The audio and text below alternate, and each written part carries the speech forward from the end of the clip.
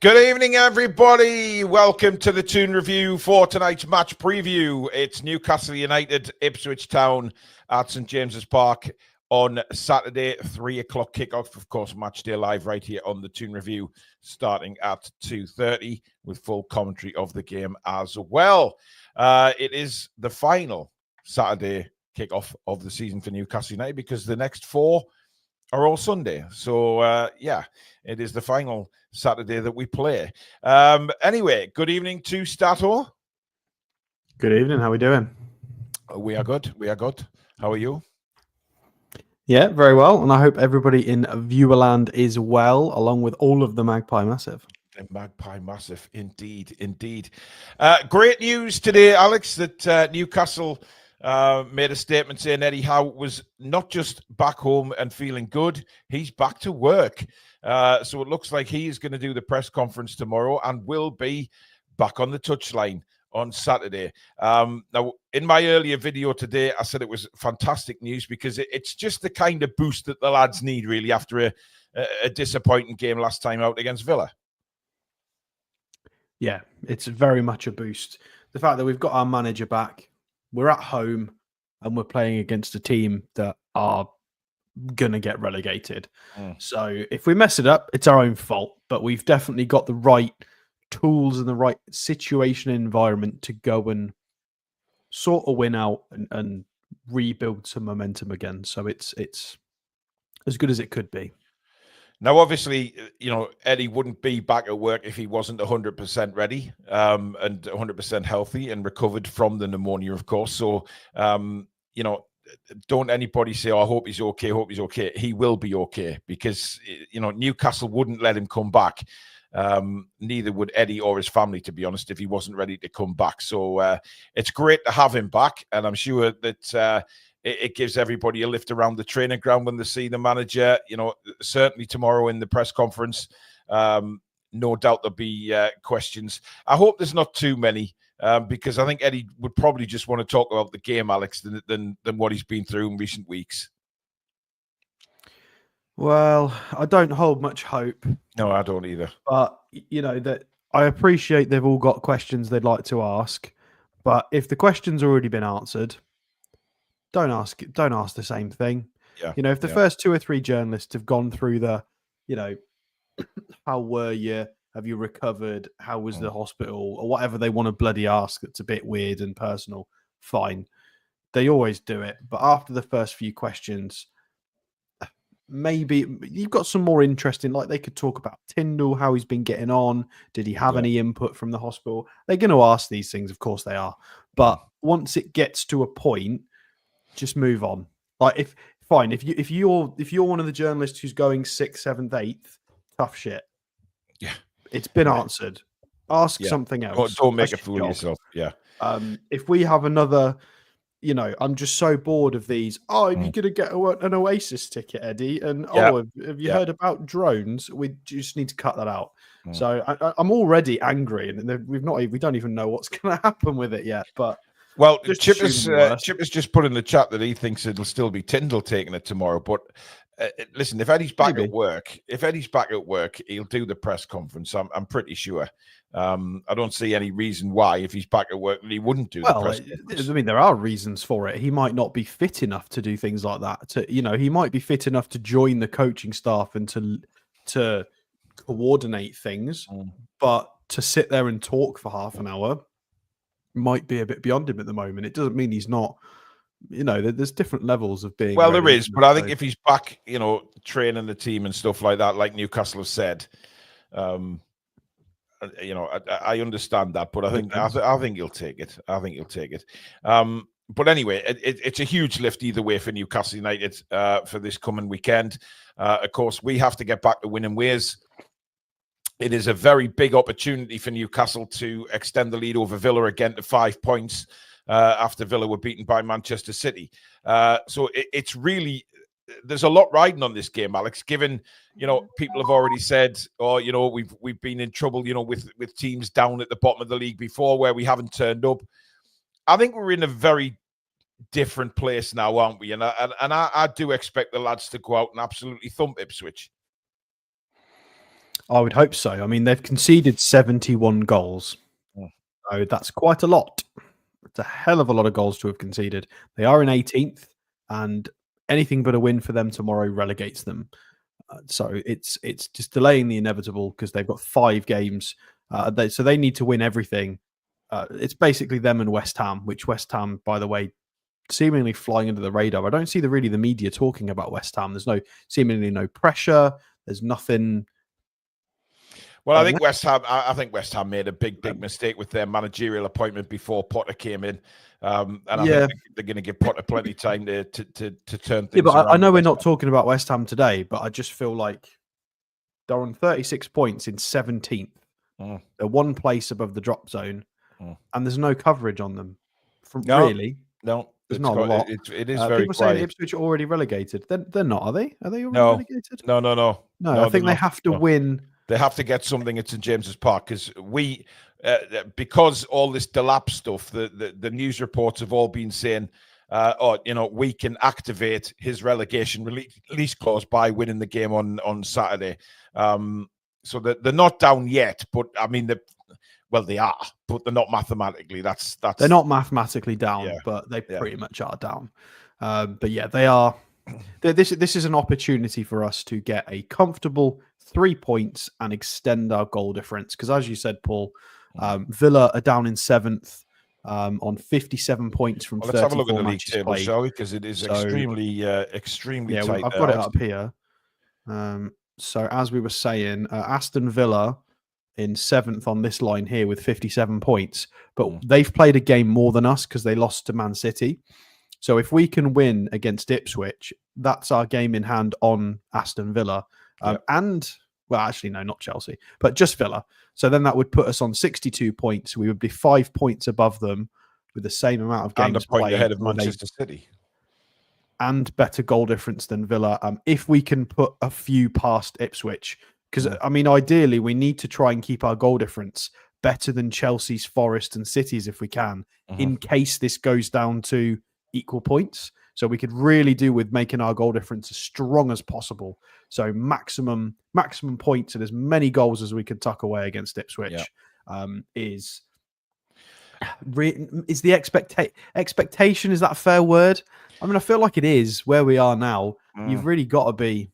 Got to be beating a team like this, haven't you? When you look at that league table so far, Alex, I think when we look back at our predictions at the start of the season, nobody has Forest where they are. Man City 3rd. I mean, they might not even finish 3rd. Spurs are 16th in the Premier League, Alex. I mean, we got a lot of stuff wrong at the start of the season.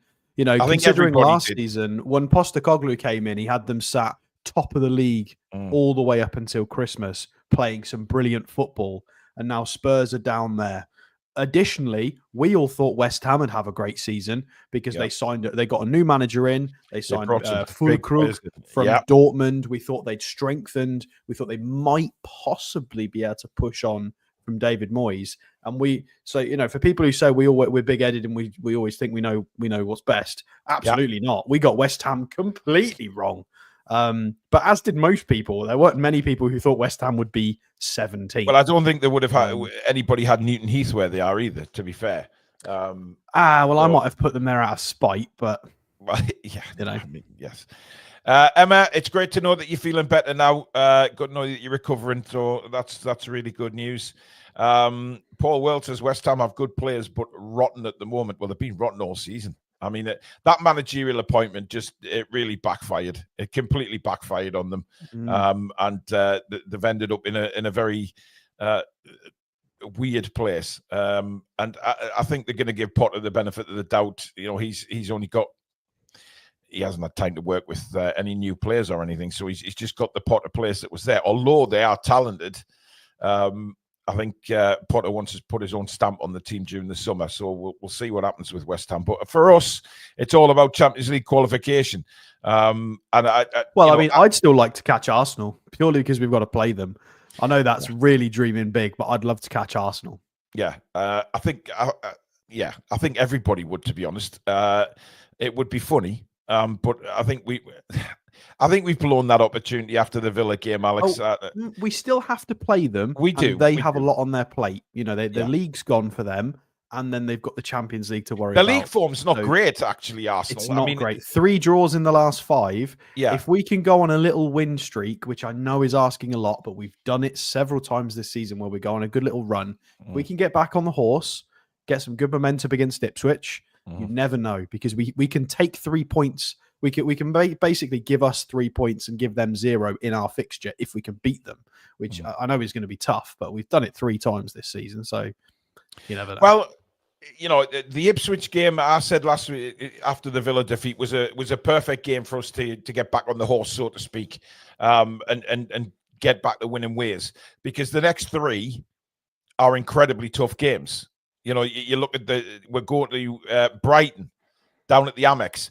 Brighton is our bogey side this season, no doubt about that. Yeah, we're not very good against Brighton. No, and then we've got Chelsea at home, and then we've got Arsenal away before the final game against Everton. So it's not a straightforward run-in for Newcastle. And then for some weird reason, we're playing Arsenal in a friendly, like yeah, there. Yeah, it's a bit odd. Yeah, it's a pre-season game, so they've already got the pre-season game, one of them up already. So, have you seen the price of tickets for that game, Alex? They're about 150 quid, 100 and some. They're over £100. What is this for the Singapore away fans? Stuff? Yeah, for the away section, which is I read that today. I was £117 a ticket. That Arsenal game specifically. Yeah, that's ridiculous. It's outrageous. Arsenal though. They've always been like that. Well, yeah, but it's in Singapore, mate. It's not at the Emirates, is it? It's in Singapore. That's why we need to finish above them in the table. It'd be hilarious. Can you imagine if we finish the season and we've won a trophy and they haven't, and we finished above them? What? No amount of talk is going to get them out of that, and it would be hilarious. I mean, they are going to want to hammer us, aren't they, Arsenal? You know, that is, we've had such the better of them this season when we've played them, and it is going to, without a doubt, be a big game for Arsenal. They will want to get one over us, but we've still got a lot to play for, so it's not a dead rubber game. So it's going to be fascinating. But I think this Ipswich game is a big game for many different reasons, Alex, because, you know, coming back over a 4-1 defeat to Villa, Ipswich are in the position they are. They're not going to be staying in the Premier League. You know, rumours are that Liam Delap is looking at Newcastle as well as Manchester United. It all depends on where European football is for both clubs. You know, will Manchester United win the Europa League and enable them to sneak in the back door? If they get Champions League off the back of finishing down there, that is a joke. It is an absolute joke. But rules are rule. If you win the Europa League, Alex, you get into the next European tournament above it, which is the Champions League. -8 goal difference currently. Oh, they're rotten. They are rotten. Absolutely rotten. But hey, rules are rules. But, you know, but good news for us is that Leif Davies is out for Ipswich, Alex, and he was connected with Newcastle, of course. He does have connections to Newcastle anyway, but he's I think we did a transfer show on him. We did. I think we've reviewed him once when we were linked with him. It was when he was flying high in the Championship with a bucket load of assists. Well, he's had a really good season this year again with Ipswich, but will be suspended after a... Well, he's only on 2 assists this year, but still. Yeah, it was a nasty tackle on Saka, right down the back of the ankle. It was a nasty tackle. But he'll be missing.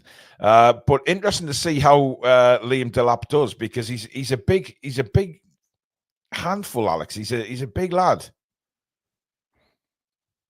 Yeah, he could be a problem. I mean, how's he done this season? Because we know he's done fantastic. I can't remember exactly what his data looks like. So he's on 12 goals, 2 assists, Liam Delap, this year. And as you said, 6'1". He's really well rounded for a 22-year-old. You know, I mean, that being said, Will Osula is not far off this guy's age. He's probably half a year, 3/4 of a year off, a few hundred days. and this guy is obviously 12 goals, 2 assists in the Prem, leading the line for a club, 6'1", doing really, really well. Of course, slightly different pedigree. Will Osula from Sheffield United and Liam Delap had a lot of tutelage from Manchester City, so it's a bit different. He did, yeah. But yeah, he's been ever present, and I don't even know what his data looks like. I mean, it's not fantastic, but again, you're playing for Ipswich. He's getting just over 2 shots a game, high amount of shot creating actions. His ball progression and successful take-ons are really, really high as well. And then he's contributing with decent in the air statistics and clearances when necessary. So it's fine. It's a really good goal output. He's contributing where need be. It'd be interesting to see where this would sit. Playing for a slightly different team to Ipswich, because to be able to do that for a team like Ipswich is very, very impressive. So he's done very, very well this year for them, and he's dangerous. Definitely got to be careful against players like that. Well, it's not rumor. Fabian Schär hasn't been seen in any training photos, Alex, this week. So he may be a doubt for the game. Oh, man. But would you throw Botman back in straight away, Alex, or would you bring Emil Kraft in? That is an interesting one, because Botman's been out for so long. Work, then he's fine. That's what you said about Eddie. That's what you said about Eddie Howe. If he's back, he's back. No, Alex, if that was an impersonation of my accent, it was a bit Irish. That was absolutely fucking dreadful, and you should be ashamed of yourself. Quite honestly, if he's fit, he's fit. But to be honest, I think he was rumored to possibly be making the bench last game, and he didn't. So I don't think he's ready. Should we run a poll? Kraft or Botman if Schär's out? There you go. I mean, that's not really a poll, is it? Because if Botman's not fit, then it's not a. Well, if he's fit to be in the squad, would you play him instead? I mean, look, we've done it before. We've done it this season with risk. Sven Botman is the prince of our defence. He is the heir to the throne of the defence, and we need to get him right. We really, really do. So I'd rather not risk him in an Ipswich game. No disrespect to the tractor boys intended, but Sven Botman's really important. And if we do want to kick on next year, we need Sven Botman available for 30 to 40 fixtures. Guaranteed. We need that. Tom, you can get lost trying to say that I've got a Durham accent because you're a cheeky bastard. That is... I don't talk like that. Susan does, and I take the piss out of Susan all the time for her accent. But not me, pal. Behave. Look at him putting the Geordie on a bit thicker now, just to make sure it's covered up. I'll put my fist on a bit thicker through your bloody screen in a minute. Dear me. See, I'm getting good at it now. I've got a bit more of an ear for it. We've got a Macca who I've discovered lives in my village, so it's always amusing hearing his funny accent. Oh, no. Keith Lee says Liam Delap would be the perfect backup to Isak. Not too expensive, English, young, and keen to learn for a couple of years. I agree, and I said that in my video. I really do think Delap would be a really good sign. I mean, his release fee, Alex, will be 30 million quid. So it's not a huge outlay, is it? It's just Manchester United that's the problem. It's that is the problem, because what is the appeal? I can't see the appeal for Manchester United right now. I really can't. Money. Yeah, but Alex, if they miss the Champions League, they're not going to have the money. Look at what Ratcliffe said earlier on about them needing money. It's the inevitability of them returning, because they won't stay. As funny as it is, with the revenues that they've got, they will not stay down there for too long. So as much as I hate that, they won't. Their revenue is ridiculous. They will be able to fix this, whether it's through sheer dumb luck or just actually doing it properly. They will fix it. So even if they break a few more players along the way, but the fan base is kind of irrelevant in this one, as toxic as they are. It's still a big move for a lot of players, purely because of the history of the club and the money they can get. And then you've played for them. So but I don't see why you would go The only thing I could suggest is maybe because we've got a striker that nobody else really in Europe is going to get in front of. There's you could count on maybe 5 or 10 players that are good enough to challenge Isak for a starting spot. You know, you look at your Jonathan Davids and players like that, you think might give him a good run. But is Liam Delap able to fight for the place? I mean, maybe he kicks on, but if he wants minutes. But then again, Manchester United have signed 2 forwards for a lot of money in Højlund and Xerxes. So, but a lot of Manchester United channels, Alex, are saying that if they signed Delap, he's coming in as their main striker. Which, I mean, listen, well, then I hope they get their rule book thrown at their fat heads for that, because you can't sign a £70 million striker and another. How much was Xerxes? How much did he throw at him? 50, 60, 40? Yeah. So, you know, well over hundreds of millions of pounds for 2 strikers that are not really working for them at the level that they want. And we could have told you that straight away, that Xerxes was really interesting at Bologna, but Manchester United play a very different way. Højlund was okay, was a really, really tidy player in Austria. Not a fantastic goal record in Italy. Anybody could have told you that. Are they going to come in and be able to you know, just absolutely run ragged with the league? Probably not. I mean, they don't deserve to be able to just go for it. I mean, PSR just needs rewriting. It needs rewriting. You can't allow a club in £1 billion of debt to just continue doing whatever they want. Yeah. Oh, but we make lots of revenue, so it's fine. It's how business works.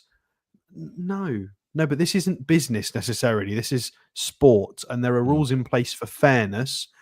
We didn't put those in place. You did. So let's draw the lines where is more appropriate for everybody, not just 6 clubs.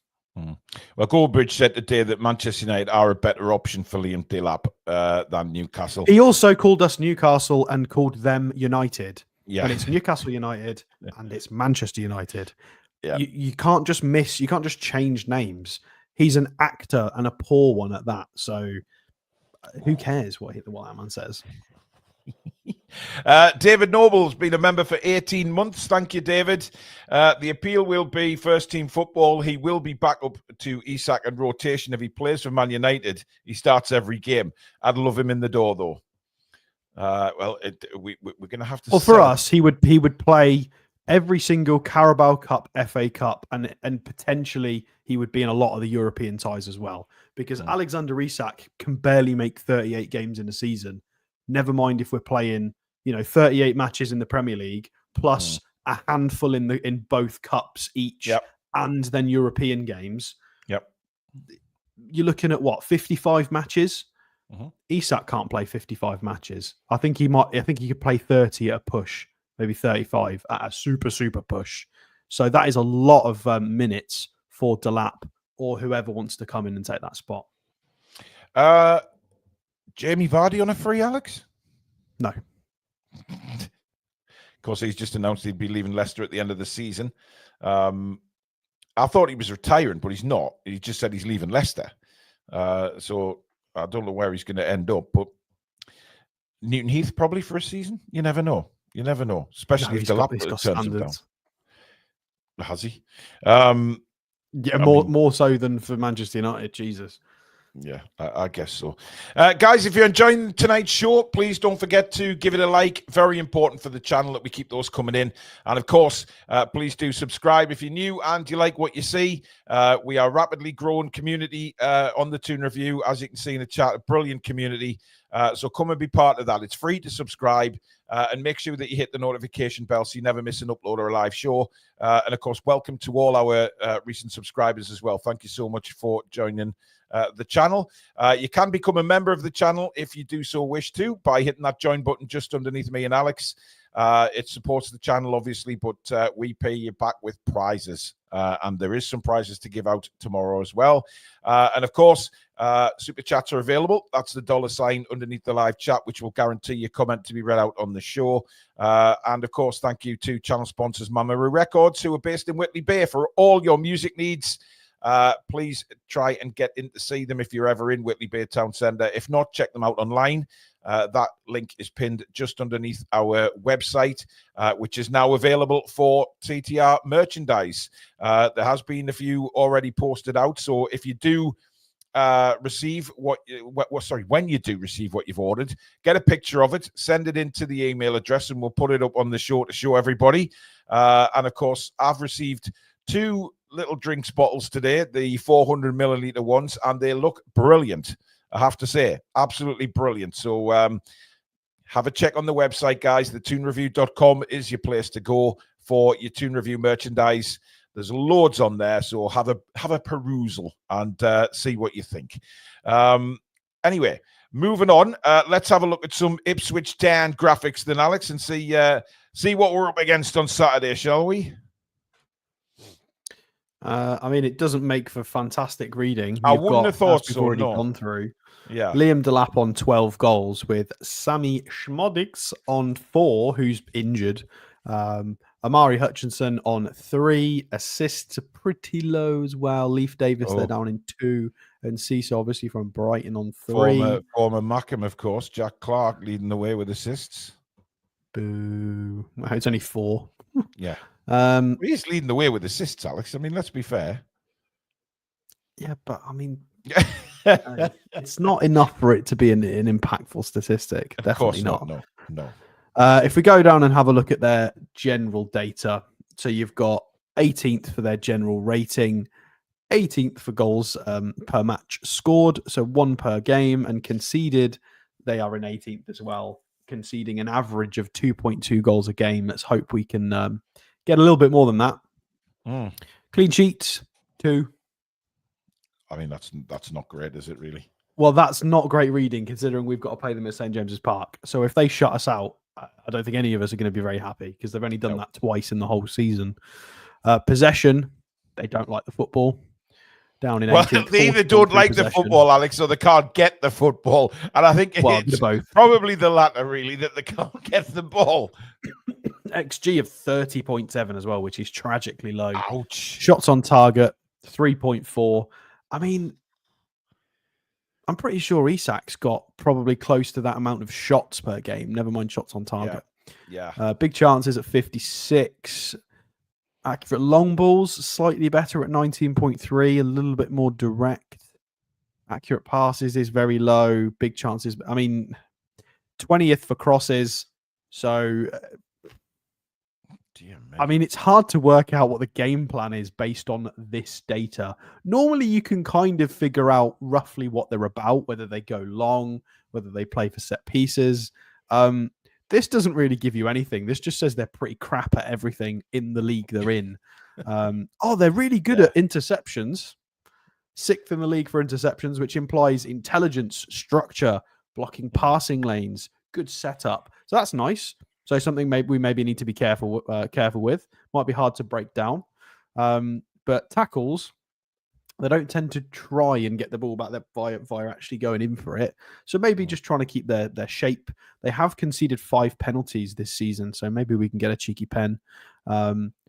Little bit higher with possession, 1 in the final third. So maybe when the opposition goalkeeper's got it, they've got some form of a plan to a degree.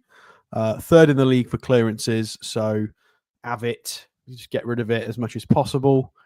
Saves per match, that's to be expected. Funny Brentford are up there. That's a bit odd. But yeah, Ipswich to 3.7 saves per match. Discipline, 8th. 11.5 fouls per match. They've got the 4th most yellow cards in the league in 76, and the 2nd most red cards in 4. So okay, so they're like a tackle. Interesting. Well, they're like a mistimed tackle. Guys, I've seen a few people in the chat saying talking about the game tomorrow. It's not. We're only at Thursday, guys. The game is Saturday. Thursday. I know Alex said tomorrow as well earlier on in the show. Oh, did I? Oh, sorry. Yeah, but listen, it's fine because I keep thinking it's Friday for some reason as well. But the game is Saturday, guys. Don't turn up at St. James's Park tomorrow, or you'll have a long wait to get in. Put it that way. But yeah, it's Saturday, guys. 3:00. So this was their lineup against Arsenal. Obviously, Leif Davies got sent off. it's a weird mishmash of players like Kajust, however we're saying his name, Johnson and Tuanzebe have all been Premier League players or first division players in their own right, as is Enciso as well. This kind of, it's just not worked. It's really not worked at all, this group of players. The Chelsea game, I mean, they've got some better ratings in here. They did better. Johnson did very, very well on the right, and Enciso behind with the goal and an assist. They've got a bit of quality in the team. It's just not enough. The defense is really, really lacking. Even with like an 8.1 performance from the goalkeeper, they just conceded so many goals. It's more than 70 odd goals. It's so many goals. It's not sustainable. It's just not enough. It's not enough. You know, they've recruited who they thought might be able to keep them in the league. Or maybe they haven't. We don't know what their plan was. Maybe their plan was to give it a good go, and they knew they were going to come back down, take the parachute payments, regroup, go again. That, you know, the old Norwich way, although they've disappeared. So there's not really much to go through other than these should be getting beat every week. They really should be. Sorry, Ed Sheeran. Sorry, Tractor Boys. The team are really, really not good enough for this league. And very similar to the Leicester comments. This is probably, I think, the second worst team in the league behind Leicester. I know Southampton are at the bottom, but I think the games we've seen Southampton in, they weren't as bad. But maybe that's just bias. We've seen some better performances from Southampton. Whereas Delap's not been starting, Alex. Yeah. Shall we have a look? What's wrong with him? I did see something. If we go and have a look at Newcastle versus Ipswich preview, they've got a very big injury list. Hell's fire. So Muric, their goalkeeper, who wasn't doing great. Ogbene, Townsend. So how many is that? 1, 2, 3, 4, 5, 6, Calvin 7, Phillips, 8, Jesus. 9. That's 10. That's 10 players out, and a lot of these are first teamers. Sammy Schmodix, Calvin Phillips. You've got the goalkeeper. A lot of these are important. You know, Amari Hutchinson's important. So that's a lot of big players out for them. So this is certainly not helped. So maybe my comments are a bit harsh. Potentially, if this hadn't have happened, they might have been a bit better off. But, you know, we've got our own... apparently, they've jumped the gun and said that Fabian Schär's injured. I don't know where they got that from. Somebody's told FOTMob that Fabian's injured. Interesting. Fabian Schär, thigh injury mid-May. I don't know who's told him that. Or where they've got that out from. the rest of the season.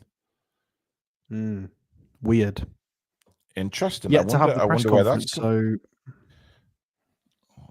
Jamal Lascelles, late May. He was meant to be returning to training around Christmas time. Yeah, he was. Yeah, but that is tragic. How long it's taken that poor man to get fit. Absolutely outrageous. Like I feel gutted for him. Once you get to a certain age, Alex, it's very different. It's very difficult to overcome. No, I know, but if his contract's up, I really would have liked Jamal Lascelles to have got some minutes in the second half of this season and helped us a bit, so he could, you know, he was a captain. He was a warrior when we were crap. He stepped up as a young man and became captain, and he deserves a good send off. So if he is going, really sad if he's out for so long, but. Apparently, Toon Assassin says Liam Delap has had a rib injury, limiting him to cameo appearances. Well, I mean, we can confirm that. Let's have a look. While you do that, Keith Truscott sent in a super chat. When is this pathetic 3 p.m. rule going to get scrapped? This day and age, you should be able to watch every game as they're all recorded. It's so frustrating. I wouldn't expect it anytime soon, to be honest, Keith. I know what you mean, though. It is a crazy rule.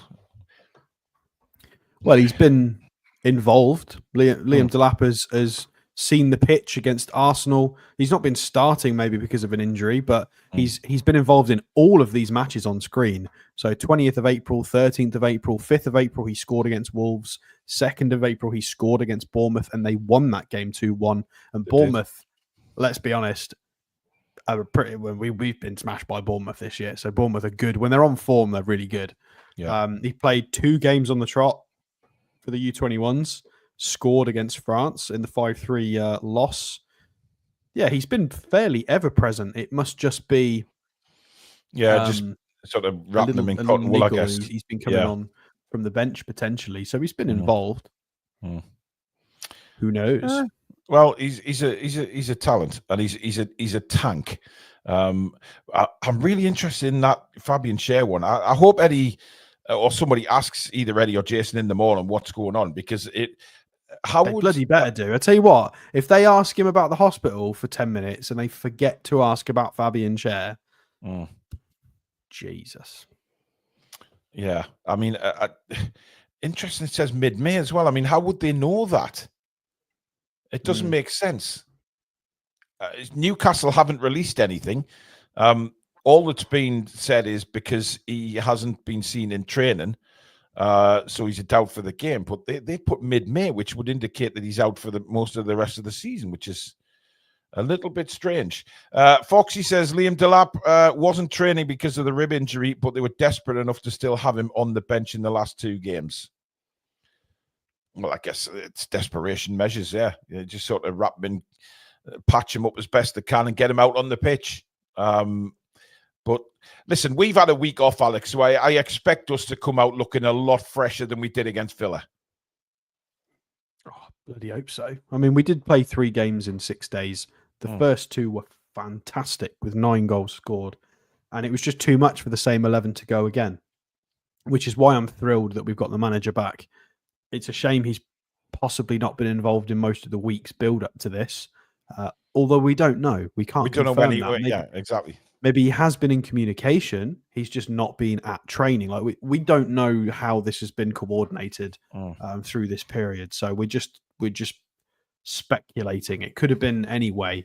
But I really do hope that he's had a good input, because I think we got very much outmatched by Aston Villa in a period where we needed our manager. We needed to rotate. And this is why, to be fair, against Villa, like in the preview, everybody was saying, it's stupid to rotate. You can't change a winning lineup. You can't change a winning lineup. And there was a few of us going, well, I mean, you can rotate if it calls for it, if it's the opposition or if it's the right situation. Yep. And a lot of, I got hammered by a couple of people for suggesting things like that. And proof is in the pudding when you try and play the same 11 that many times in a row. Fair enough, it wasn't the only contributing factor. It was tactics we just got very wrong as well. Things weren't adjusted. Emery completely outdid Tindall in that game. But yeah, it'll be really good to have the manager back as well. It's a good boost. It's at St. James's Park. Yeah. So fingers crossed everything clicks, the stars align, and we can win 5-0 and nobody's injured. 5-0. Keith with another super chat saying, Alex, come on, mate. You know as well as we do. The questions will all be about Eddie's illness and wellness. Prepare yourself. Nope.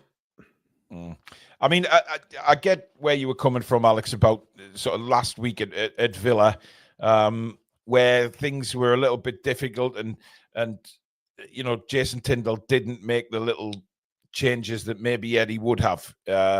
I think Eddie would have changed things on the right-hand side for us had he seen that and it was going the way it was. We didn't do anything about it. And, that could have been an embarrassing scoreline more than what it was if Villa had took all the chances. And then it was 4-1 with them hitting the post 3 times. So it could have been way more than that. And Nick Pope making a couple of saves as well. So it could have been terrible. But these are the differences I think that people don't sort of realize sometimes, that the number 2s, fair enough, Jason's stepped up to the plate and he's done a fantastic job regardless of the result at Villa. He's done a brilliant job taking over from Eddie. But long term, this is why you need your manager who is the top brass, so to speak, because he can see those little changes that maybe Tindall couldn't, because Tindall's maybe looking at other things while he's number 2 to Eddie. Eddie's looking at certain things during the game. Tindall's got his remit. But when you've got to step up to be number 1, it's a little bit different. Again, we don't know. I called a lot of people out in that match review because I'm not a professional, so maybe things were accounted for that I can't see and I didn't see. So I'm not a coach. But we all called at half time that there was that massive space in between Kieran Trippier and Fabian Schär, and it was getting exploited, and it was going to get exploited if it wasn't covered properly. And that's exactly how they scored their second goal. So I think whoever's, again, unless I've missed something because I'm not a professional, that's on Jason Tindall, Graham Jones, and the other analysts that were sat there with tablets and computers and circling things and having a chat. That's their job, to find that and fix it on the fly in a match situation. So I genuinely think that was really poor in-game management from the coaches.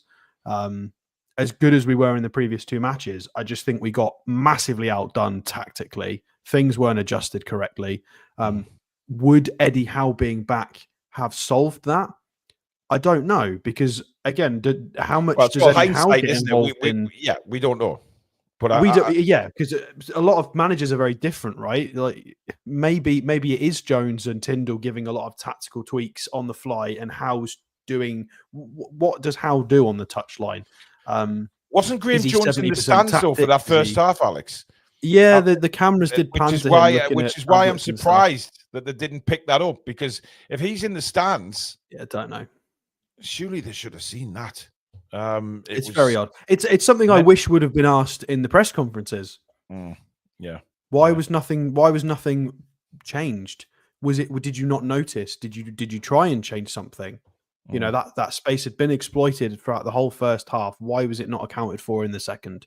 Why did you not tweak it? Did Graham Jones not think to tweak it? Was it discussed? Was it considered? Did Trippier notice it? Was it talked about at half time? There you go. There's about 8 or 9 really good questions, other than what's your perfect Sunday, Mr. Tindall?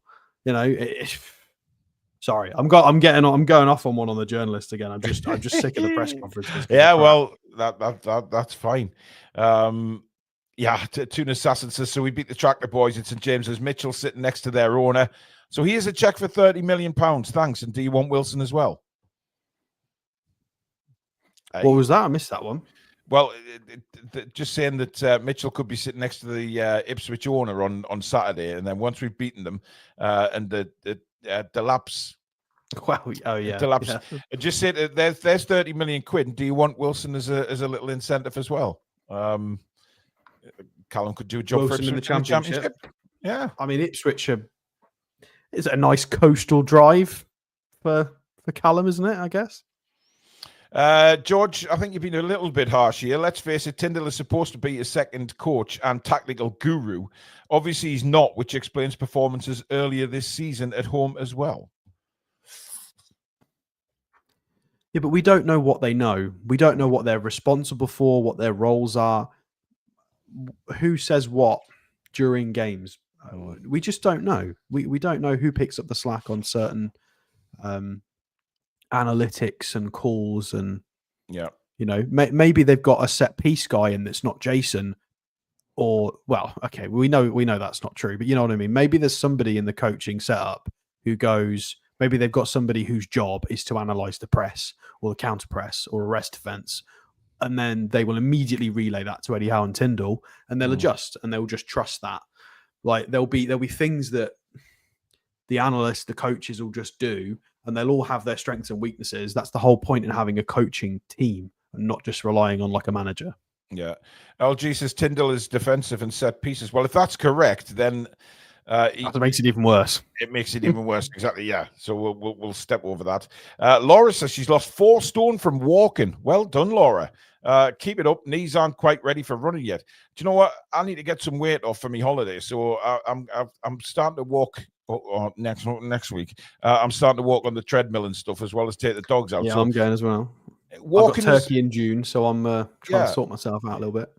But apparently, walking is the best way to lose weight. So well done, Laura. That's fantastic. Calorie deficit.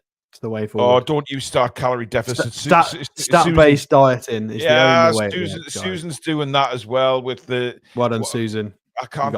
What is it that she uses? I can't remember what it's called now.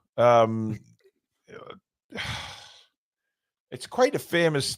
I mean, a calorie deficit is how you lose weight. Whether you like it or not, it's an energy deficit. If you whether you count the calories or you don't count the calories, they exist.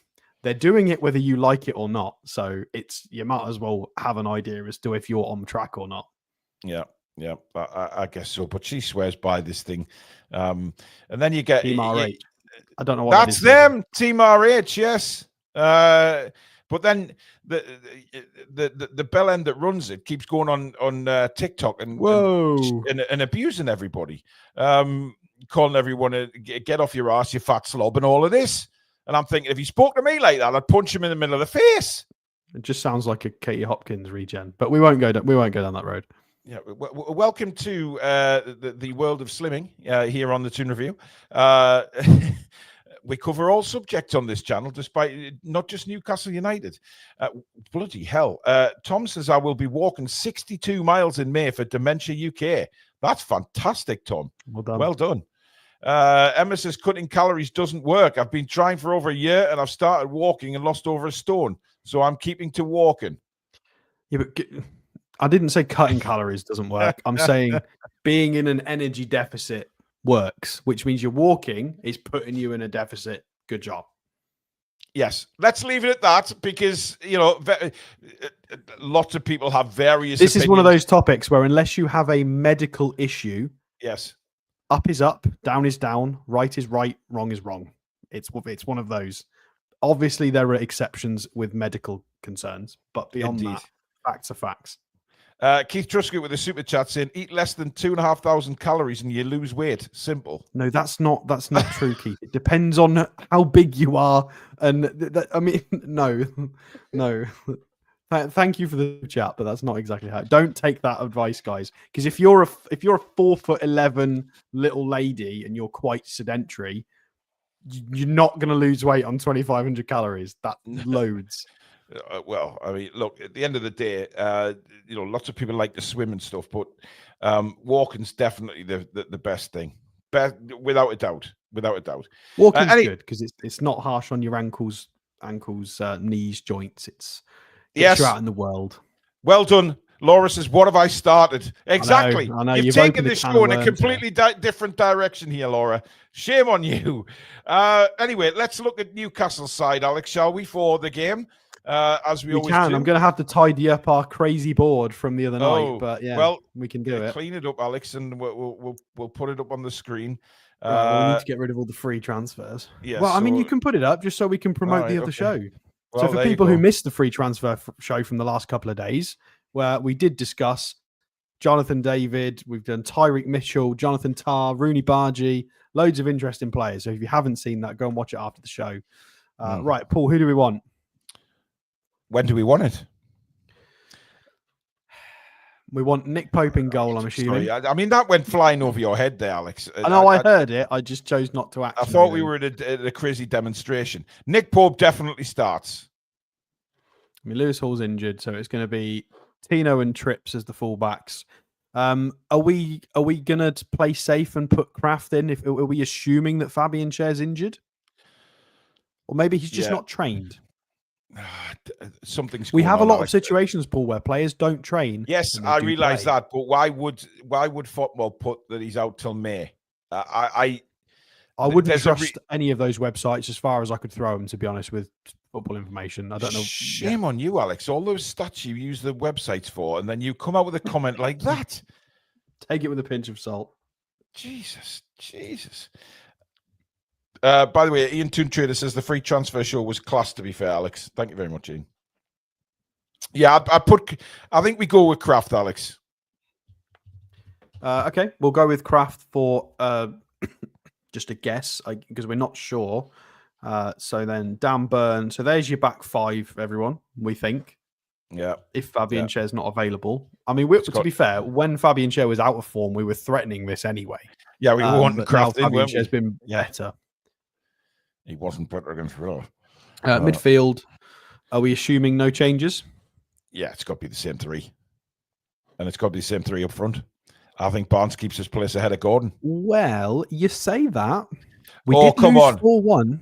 He's not. Yeah, but Barnes was one of the better players in that 4-1 defeat. I agree. But I think off the back of a big loss like that, and the manager coming back, it gives him the scope to maybe try and throw Gordon into this lineup. Disgraceful if it would be Murphy then if I would. Could he put him on the right? Could it? I mean, you never know. I think there's an interesting little shout for Gordon playing this game.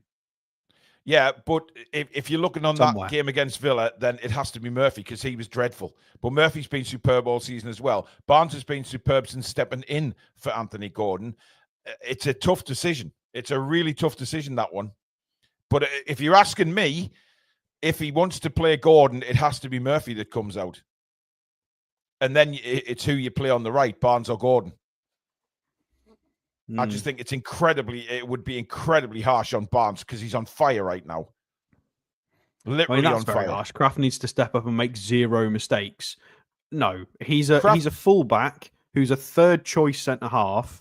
If he makes a mistake, what do you expect? He's the third choice. I'm not going to crucify Emil Kraft. He's never let us down when he's played centre back, Alex. So it's a moot point. I think Emil Kraft has done enough good that he's allowed. We don't want him to make a mistake. And this is what we said about players like Lewis Miley and Tino and Hall. There are certain players that can and will make mistakes. The guy who is our third choice, if he messes up, he messes up. He's our third choice. We carried on using him. We gave him a contract extension. It's our own fault. But he's there for depth, and he genuinely doesn't let us down. But I'm not gonna jump on the bandwagon of being an arsehole to people if they make a mistake. Because he's been genuinely quite good. Hopefully that's not the case and he's pretty solid. So, he's been training with this group for 3 years. He's never, ever let us down when he's played centre-back. Simple as that, Alex. He's never let us down. But anyway, going back to Murphy, Yvonne says that, Murphy and Barnes Barnes and Gordon don't like playing on the right. Granted, they don't, but I think they'd rather play there than sit on the bench. Yeah, I mean, Gordon's got his really good assist against Arsenal, cracking cross to Isak, so he's not inept. He's still a good footballer, and it is Ipswich, so Ipswich, that's what I was going to say. It's a slightly easier task. Again, really sorry if there are any Ipswich fans watching. This must be what it was like for us when we were crap. I feel really bad, but you guys are nailed on relegated, and I've got to be realistic. I would be disappointed I think Ipswich fans understand, Alex. I just feel a bit dirty just talking down to teams because I hated it when we had that kind of treatment. But but we had 10 years of that kind of crap. Let's be fair. I know. So teams were saying, "Oh, it's Newcastle United. We'll thump them." You know what I mean? Which generally they did. Massive respect for Ipswich, but if we don't put at least 3 past you, I'll be disappointed. Listen, Ipswich have a fantastic history. They were one of the. I mean, when Bobby was in charge of them, they were superb. Yeah. And let's not forget, when the Premier League kicked off, they were in the top 6, I think, for quite a while. So they've done all right, and I'm sure they'll be back again. They've got the right manager, and hopefully, for them he stays because I think he's a brilliant manager. And they'll learn for next time. But we'll see. But I mean, look. For us, we need to respond from that dreadful Villa performance. Oh, here we go. Yeah. Let's get rid of all these funny names. What are we saying then? We saying maybe Botman on the bench? Maybe Hayden, go away. Miley. Maybe Botman. Maybe Botman. I don't think Shelby on the bench, Alex. If he's not fit, he won't be on the bench. Who am I missing out of this list? I mean, we've got two goalkeepers there. For one. Wherever put Willock? Oh, we put him on the transfer list. Yeah, sorry, Joe, that wasn't my decision. That was all the viewers who voted for that the other day. That was not me. Look at him taking no responsibility, as Alex. Absolutely. Why have I got to take responsibility for something I didn't do? It's your bloody graph at the end of the day, mate. I'm sticking up for our viewers. It's your graph. Can you not have how many subs can you have? 9. 9. You keep asking that. There's John Ruddy on the bench as well. You've asked that every single game this season. I know. I can never. Or it might be my Target. Target. It's either going to be Ruddy or Target. It'll be Target. I don't think you put 2 on the bench. Not again. Not when we've got that many players available to be on the bench. There you go. Yeah. There's the bench. There's the 11. The only thing that's can. What's the word? I don't know. I can't remember the word. Only thing that I would contest is maybe Gordon will play. possibly on one of the wings. That's the only thing I can see. And then Kraft obviously comes in. I agree. I agree with you on Gordon, Alex. I think, you've got a player as good as Gordon, and he's had a couple of games now as substitute. So I would think he's very much. And we lost 4-1, so it's. But if you ask me who comes out of the side, and remember, Eddie's always said, if you don't perform, you come out. Murphy didn't perform last game. Yeah, but that's harsh. That's on one. Yeah, I know it is, but I'm going off the last game. You can't drop Barnes. Hang on a minute. Oh, I knew you'd do this. Just to back him up a little bit. Not that I'm throwing you under the bus. He doesn't need to be backed up. Everybody knows that form from Jacob Murphy. I know, Alex. I know. But then you look at Barnes' form as well. Yeah, I mean, the form is outrageous. I mean, it is. So in the last run of fixtures, goal, assist, 2 goals, assist in the cup final. And then if we go back and have a look at Barnes, which is probably going to be quite similar. Yep, there you go. Assist, goal, and 2 goals. He's in the green assist for player rating, against Villa. I'd just like to point that out. Yeah, because he got an assist, and it was a great assist. It was. Well, how can you drop him? Final as well. How you can't drop him? I mean, there's an argument that you can't drop Jacob Murphy either, based off one performance. So you turn around and say, well, I'm sorry, at the minute, it doesn't matter how good you are, Anthony Gordon. We can't get you in the side because the 2 wingers are performing. That's football. I still think there's a sneaky chance he gets in this 11 at the weekend. Alex, if he drops Barnes for Anthony Gordon because of what you've said tonight, right, I will personally fill an envelope full of my feces and post it to you. I do not want Harvey Barnes to be dropped. I think it will be absolutely the likeliness of Eddie Howe doing anything on my say-so is about as likely as... No, but I will blame you, Alex, because you brought it up tonight, and I was quite confident that Barnes would start. And now you've got this... My knowledge of football is not even 0.00001% of Eddie Howe's little toe. Never mind anybody else. So let's not throw that out there. I don't know what I'm talking about. I'm just a fan. Sorry, I made Emma spit a drink out with that comment. I do apologise, but I think he'll start, and a lot of the guys in the chat are saying he'll start as well. Look, I'm just saying. Yeah, but we said there's a possibility Gordon starts. But we did say somewhere he's got to wait of his chance, and if Murphy and Barnes are playing brilliantly, which they are, then he can't get in the side. And is that not what were you wanting for a Newcastle United side, where players are so good that they're keeping the others out? I mean, it's a. I mean, I like Coffee's got a good point. Shall we do a poll? Do we think that Gordon's going to come into the side? Oh, you and your polls. Polls are great. Why do you say poll? It's a poll. Poll. It's not. It's a poll. I know it's not spelled poll, but it's a poll. Poll. So what am I putting in the poll? Poll. What am I putting in it, Alex? What did you have to pay on the M6? A toll. Why are we putting an extra bit of whammy toll in the middle and Paul? It's not in the spelling. Toll and Paul. Tom says Paul as in Paul. Yes, Tom. Exactly. I mean, well, no, they're not. But okay, fine. We won't go there. Listen, we've got a minute or so left. What do you want in this poll? Does Gordon start? Yes or no? Okay. Don't give people the options for who he replaces, because there's so many different things that he could do. Yeah. There you go, guys. Gordon start, yes or no?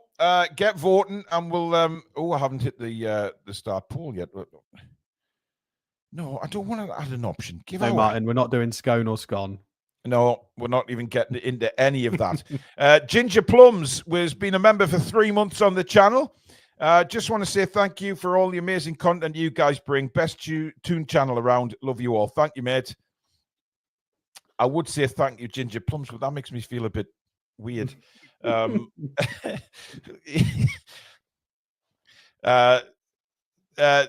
G says, let's call the whole thing off.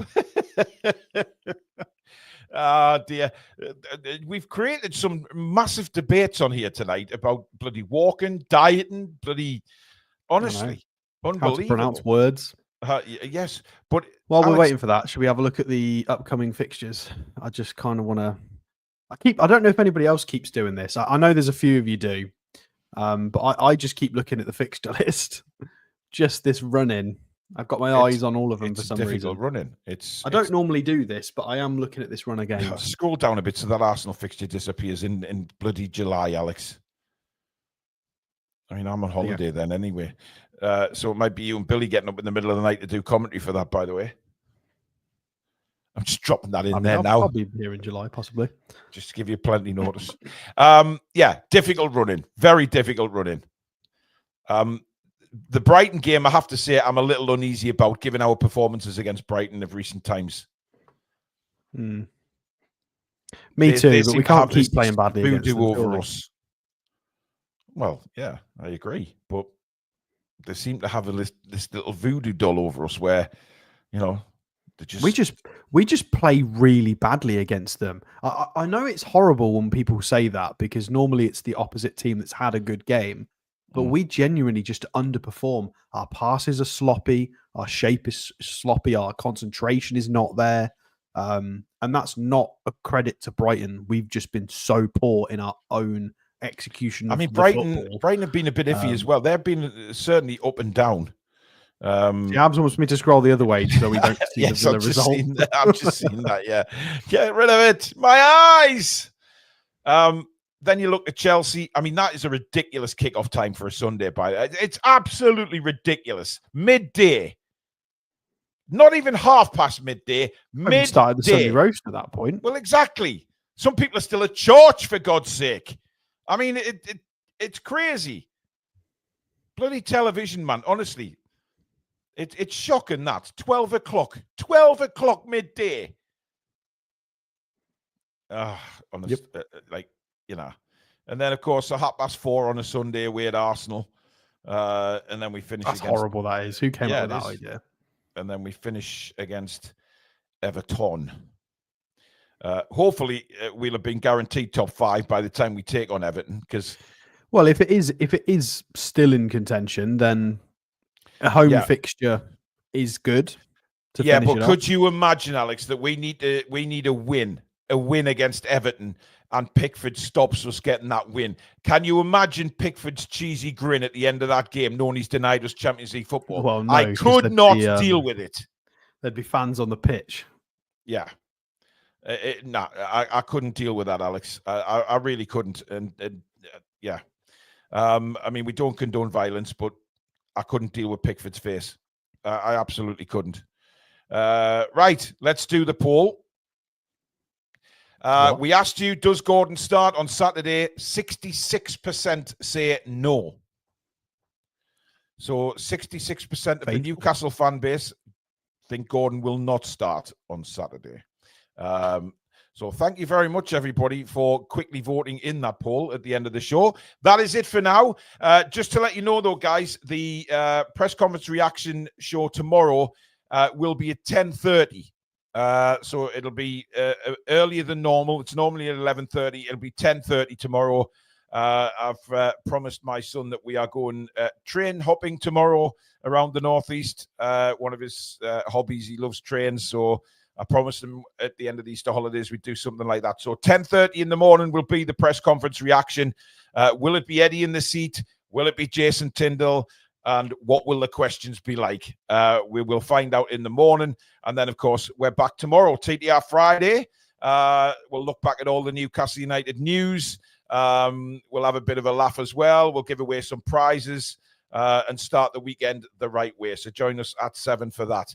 But in the meantime, we will see you at 10:30 in the morning with myself for the press conference reaction. Thank you for your super chats and your memberships. Of course, Mamaroo Records, thank you for sponsoring.